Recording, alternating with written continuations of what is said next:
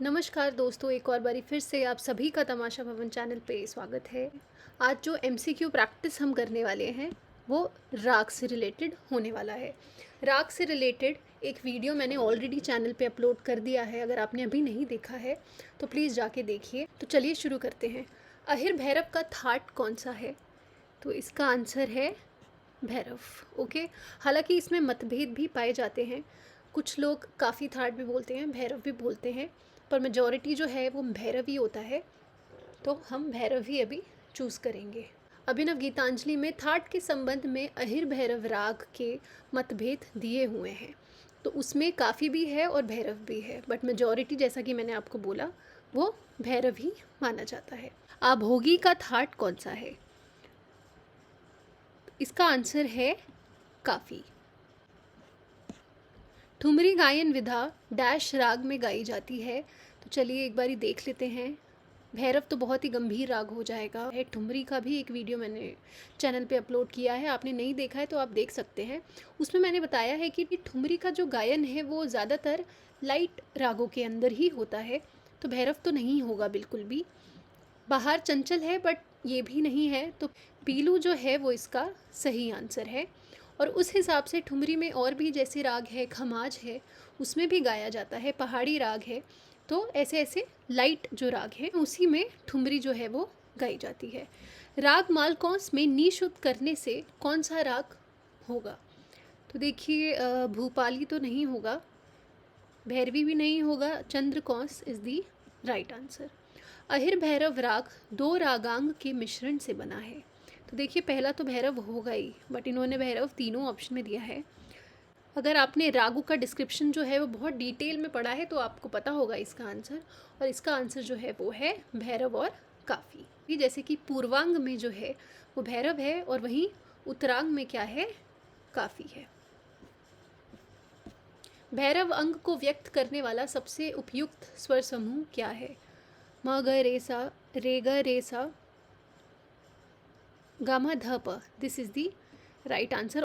Obviously इसके अंदर धा जो है वो हमारा कोमल होगा। ओके, दोनों गा का प्रयोग किस राग में होता है? अच्छा, भूपाली में तो नहीं होता है, हमीर में भी नहीं होता है। तो देखिए, जोग में भी होता है और जयजयवंती में भी होता है। तो इसके दोनों ही आंसर सही हैं।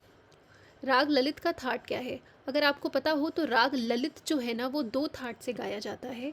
एक है मारवा थाट और एक है पूर्वी थाट। तो कभी भी मारवा और पूर्वी एक साथ नहीं देंगे वो, ठीक है, ऑप्शन में। तो इधर देखिए, जैसे पूर्वी नहीं है तो ऑब्वियसली हम मारवा चूज़ करेंगे। मारवा थाट का जो राग ललित होगा उसके अंदर जो है वो धा जो है वो शुद्ध होगा। वहीं पूर्वी थाट का अगर हम राग ललित गाएंगे तो उसके अंदर धैवत जो है वो कोमल हो जाएगा। तो बस यही डिफरेंस है।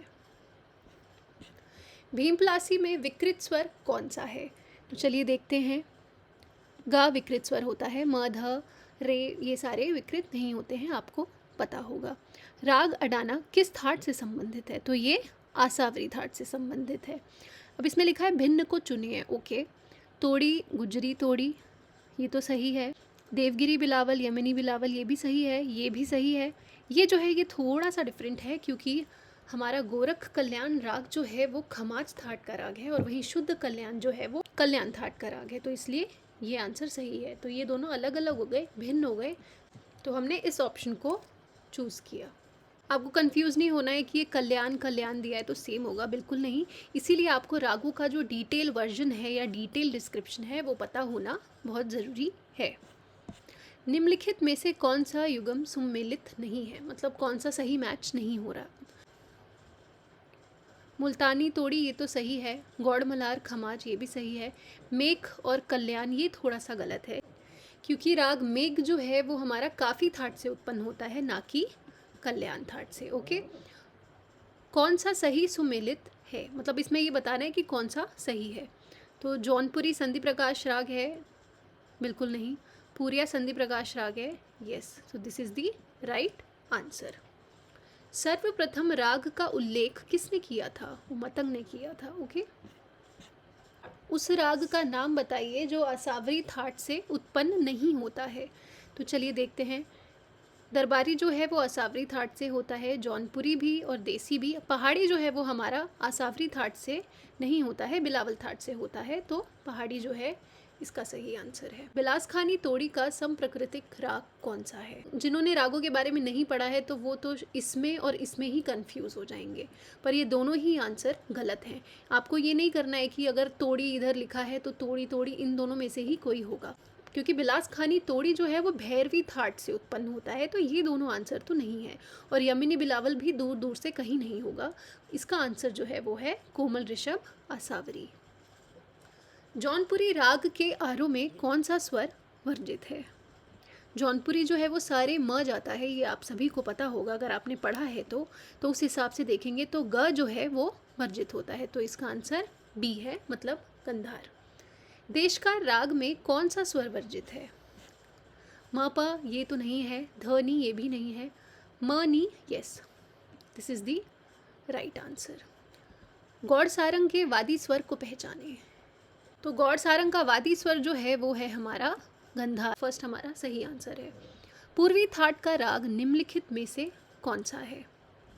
कलिंगड़ा नहीं है क्योंकि ये भैरव थाट का राग है, पूरिया भी नहीं है, ये मारवा थाट का है, सोहनी भी नहीं है, ये भी मारवा थाट का है, तो इसका आंसर होगा श्री राग।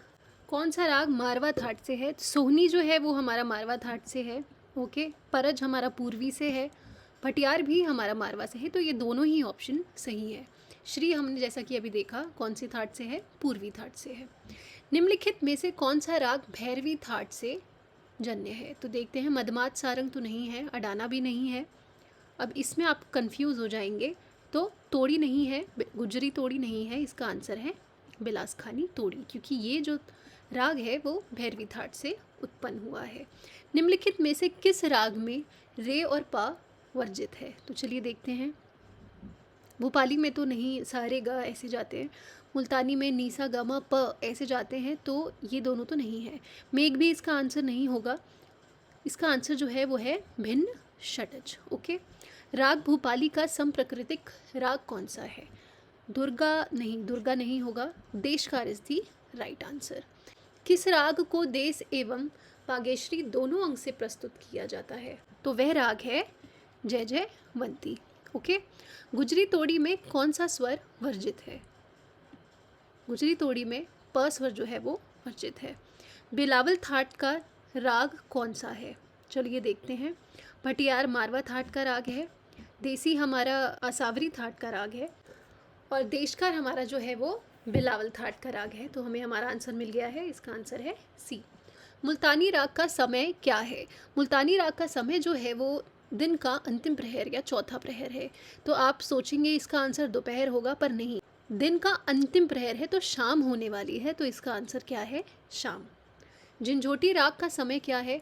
अगर आपको पता होगा, झंझोटी राग जो है वो खमाज थाट से उत्पन्न होता है, और खमाज थाट के जितने भी राग हैं वो ऑलमोस्ट रात्रि के दूसरे प्रहर में गाए जाते हैं, तो इसका आंसर ये है। So that's it for the video. Thank you so much for watching. Do subscribe my channel, like, comment and share the video. Thank you.